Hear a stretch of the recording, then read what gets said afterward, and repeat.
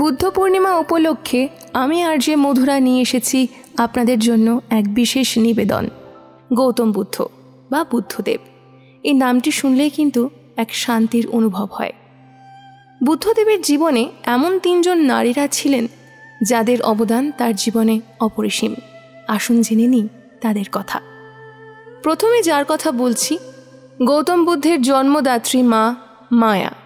কথিত আছে যে লুম্বিনীতে মায়া সিদ্ধার্থ গৌতমের জন্ম দেওয়ার কিছুদিনের মধ্যেই মৃত্যুবরণ করেন। ছোট্ট সিদ্ধার্থকে তখন মহাপ্রজাপতি গৌতমী লালন পালন করে বড় করেন।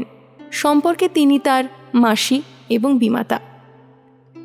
পরবর্তীকালে মহাপ্রজাপতি গৌতমী বৌদ্ধ ধর্মের ইতিহাসের প্রথম নারী, যাকে বৌদ্ধ সংঘে ভিক্ষুণী হিসেবে জীবনযাপন করার অনুমতি প্রদান করা হয়। পরবর্তীকালে গৌতম বুদ্ধের দ্বারা ধর্মশিক্ষা লাভ করে তিনি অর্হত হন। এরপর আসি এমন একজনের কথা, সম্পর্কে তিনি সিদ্ধার্থ গৌতমের পত্নী যশোধারা। বলা হয় যশোধারা এবং সিদ্ধার্থ গৌতম একই দিনে জন্মগ্রহণ করেন। বয়স যখন তাদের 16, সেই 16 বছর বয়সে তাদের বিবাহ সম্পন্ন হয়। পরবর্তীকালে তারা এক পুত্র সন্তানের জন্ম দেন, নাম রাখেন রাহুল। এবং এটা মনে করা হয় যে পুত্র সন্তানের জন্মের দিনই মাত্র 29 বছর বয়সে সিদ্ধার্থ গৌতম পরম সত্যের পথে বেরিয়ে পড়েন সংসার ত্যাগ করে।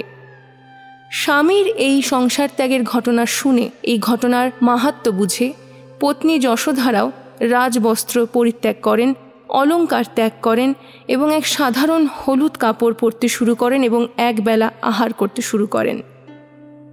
এরপর পুত্র রাহুলের বয়স যখন 12 বছর, শোনা যায় গৌতম বুদ্ধ ফিরে এসেছিলেন এবং যশোধারা গৌতম বুদ্ধের কাছে তার পুত্র রাহুলকে পাঠান এবং তার পিতার কাছ থেকে সিংহাসন আরোহণের দায়িত্ব নেবার অনুমতি চেয়ে আনতে পাঠান।